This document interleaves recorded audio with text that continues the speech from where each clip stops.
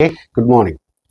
जैसे हम सबको पता है कि अभी इनकम टैक्स रिटर्न का ड्यू डेट जो होता है वो 31 जुलाई होता है उन लोगों के लिए जिनका सैलरी इनकम होता है या जिनके बिजनेस ऑडिट नहीं होते उनका 31 जुलाई से पहले उनको इनकम टैक्स रिटर्न भरना पड़ता है और it is hardly 1.5 month left. सिर्फ एक 1.5 महीना बाकी है।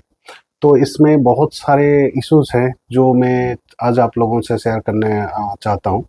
जैसे कि पहले तो आपको यहाँ से शुरू करना होगा जहाँ आप आपके प्रोफाइल कहते हैं इनकम टैक्स में। पहले आप आपके इनकम टैक्स के प्रोफाइल में जाइए, वहाँ पे आपके कॉन्टैक्ट्स डिटेल को चेक करिए कि आपके सारे कॉन्टैक्ट डिटेल सही है क्या। अगर आपके सारे कॉन्टैक्ट डिटेल सही नहीं होंगे तो उसको आप अपडेट करवा दीजिए, वहीं पे एडिट का ऑप्शन होता है, आप उसको अपडेट कराइए। और अगर आप उसको सही तरीके से अपडेट नहीं कराएंगे तो कल हो सकता है कि आपको कोई नोटिस आए या आपको कोई इंटीमेशन आए जिसको आप मिस कर जाओ। इसलिए आप आपका कॉन्टैक्ट डिटेल अपडेट कराइए। दूसरा होता है कि जब आप आपका इनकम टैक्स रिटर्न भरते हो तभी ये सुनिश्चित कर लेना कि आप सही फॉर्म चूज कर रहे हो, जो आईटीआर फॉर्म होता है। जैसे मैं आपको बताऊं कि कोई एक सैलरीड पर्सन है जिनका अदर सोर्स इनकम भी है, तो और तभी उनके कैपिटल गेन भी है, तभी उनको ये कठिनाई आती है कि कौन सा फॉर्म चूज करना है। जैसे कि फॉर्म 1, फॉर्म 2 या फॉर्म 3 चूज करना है। तो ये अगर आपको कन्फ्यूजन है तो आप किसी भी आपके जो भी कोई कंसल्टेंट होंगे, कोई सीए, कोई लॉयर जो भी होंगे, आप उनसे सलाह ले सकते हैं इस बारे में। और बिना सलाह लिए आप गलत फॉर्म के साथ रिटर्न भरेंगे तो आपको हो सकता है कि आपका रिटर्न रिजेक्ट हो जाए। और कभी कभी ये भी होता है आपका रिटर्न रिजेक्ट होने में इतना टाइम लग जाता है, उसके बाद आपके पास रिवाइज रिटर्न भरने को भी टाइम नहीं होता, या डिफेक्टिव होगा तो रिवाइज भरने को भी टाइम नहीं होगा, या आपको लेकिन आपका ड्यू डेट निकल जाता है। तो इस वजह से आपको हमेशा आपका कॉन्टैक्ट डिटेल सही रखना ज़रूरी है, तो कि अभी ऐसा कुछ सिचुएशन आए तो आपको मैसेज आ जाए या मेल आ जाए। और दूसरा, आप सही फॉर्म भरेंगे तो आपको रिजेक्शन या डिफेक्टिव का तकलीफ नहीं होगा। दूसरा चीज़ होता है कि आप new and old tax regime में बहुत ज़्यादा कन्फ्यूजन है। पहले क्या होता था कि अगर आपको न्यू टैक्स रीजन चूज करना है तो आपको फॉर्म 10 आईईए भरना पड़ता था, आईएई भरना पड़ता था। तो अभी ऐसा नहीं है। अभी प्रॉब्लम ऐसा है कि अगर आप न्यू टैक्स रिजिम में जाना चाहते हो या नहीं जाना चाहते हो, मगर वो पहले से ही आपके लिए डिफ़ॉल्ट कर दिया गया है। आप रिटर्न भरने जाओगे, वो न्यू टैक्स रिजिम के हिसाब से आपका कंप्यूटेशन करेगा, चाहे आप किसी सॉफ्टवेयर यूज़ कर रहे हो या चाहे आप डायरेक्टली आप कोई वेबसाइट से भर रहे हो या इनकम टैक्स के साइट से भर रहे हो। तो वो डिफ़ॉल्ट न्यू टैक्स रिजिम में आपको ले जाएगा। अगर आपको न्यू टैक्स रिजिम में नहीं भरना है तो तभी फिर आपको उसको ऑप्ट आउट करना पड़ेगा। ऑप्ट आउट करना पड़ेगा कैसे? कि आपको फॉर्म 10 आईए भरना पड़ेगा। कहाँ पे? आपके जो इनकम टैक्स रिटर्न है वहाँ पे फॉर्म्स करके है ऑप्शन। तो वहाँ पे जाके आपको ये फॉर्म भर के ऑप्ट आउट करना पड़ेगा। फिर आप उसके बाद आपका proper like old tax regime में आप भर सकते हो। अगर आप ये गलती कर देते हो, ओल्ड टैक्स रीजन में भरते हो और आपने ऑप्ट आउट नहीं करके, तो फिर आपका लेकिन प्रोसेस तो हो ही जाएगा परंतु आपको डिमांड भी आएगा उस पे। या ऐसे भी हो सकता है कि अगर आप न्यू टैक्स रिजिम चूज कर रहे हो परंतु आप पिछले साल ओल्ड टैक्स रिजिम में भरे थे और इसी साल न्यू टैक्स रिजिम में आप जा रहे हो, तो वहाँ से आपको ऑप्ट आउट करने की ज़रूरत नहीं है। आप ऑटोमेटिकली डिफ़ॉल्ट में ही आप वो न्यू टैक्स रिजिम में जा सकते हो।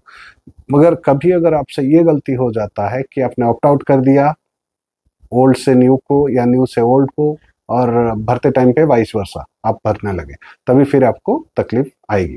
थर्ड होता है कि आपके पास एआईएस, जिसको एनुअल इंफॉर्मेशन स्टेटमेंट कहते हैं, जिसमें आपके सारे ट्रांजैक्शंस का डिटेल होता है। और जैसे मैं आपको एक एग्जांपल दूं, एआईएस में समझ के चलिए आपके पास दिख रहा है कि आपने कुछ शेयर्स ट्रेडिंग किए हैं या कुछ म्यूचुअल फंड सेल किए हैं। जो म्यूचुअल फंड आपने सेल किए हैं, आप ये सुनिश्चित करिए कि वो म्यूचुअल फंड आप ही का ही हो। अगर कभी कभी गलती से आपका नहीं है, दूसरे किसका है, तो वो आपके वहाँ पे दिख जाता है, तो तभी आपको उसका तकलीफ भी होगा। अगर आप रिटर्न भरोगे तो आपको एक नोट इंटीमेशन आएगा कि आपने जो भरा है वो इस तरीके का है और हमारे पास जो है वो इस तरीके का है। तो इसको आप एक्सेप्ट करो या तो आपका फॉर्म को मतलब आप रिवाइज करो, नहीं इसको करेक्ट करो। तो इसके लिए सेम बात है जो पहले मैंने बोला था, आपके कॉन्टैक्ट डिटेल सही होना ज़रूरी है। सेम अगर इसमें और एक प्रॉब्लम भी आता है जो मैं आपको बताऊं, समझ के चलिए कि आप किसी फर्म में पार्टनर हैं और आपका फर्म जो है वो रियल एस्टेट का बिजनेस करता है, मतलब एग्जांपल के तौर पे, और आपका फर्म ने कुछ प्रॉपर्टी बेचा है, तो बीइंग अ पार्टनर आप लोगों का पैन नंबर तो वहाँ पे दिया जाएगा। तो ये क्या होता है कि आपका 26 एस और AIS में ये रिफ्लेक्ट करता है कि आप ही ने कुछ प्रॉपर्टी बेचा है करके। तो तभी आपको इग्नोर नहीं करना है, तभी आपको प्रॉपरली वहाँ पे जाके वो फीडबैक जो होता है वहाँ पे उसको भरना है कि वो पैन आपका नहीं है, वो पैन दूसरे का है, वो जो ट्रांजैक्शन है वो दूसरे पैन का है। वो प्रॉपरली उसी जो पैन है उसका सारे डिटेल आप लिख के वहाँ पे दोगे। नहीं तो फिर आप जो अगर उसको इग्नोर करके रिटर्न भर देते हो, आपका रिटर्न डिफेक्टिव होने का चांसेस बढ़ जाता है। और थर्ड थिंग यही होता है कि आप जो एग्जम्पशन क्लेम करते हो उसमें ये इशू है कि अगर न्यू रिजिम में आप जाते हो वहाँ पे एग्जम्पशन क्लेम करना लिमिट होता है, जैसे ATC वगैरह आप वहाँ पे क्लेम नहीं कर सकते।